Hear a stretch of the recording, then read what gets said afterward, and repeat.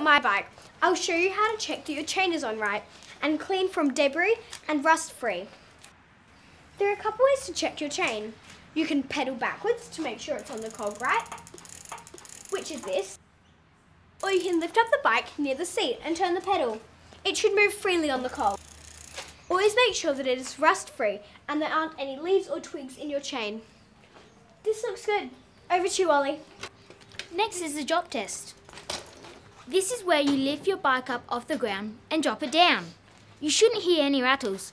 It should sound good, like nothing is going to fall off. You should hear a slight rattle from your chain, but everything else should sound solid. Or something might be loose and fall off, which could cause you to have a serious accident.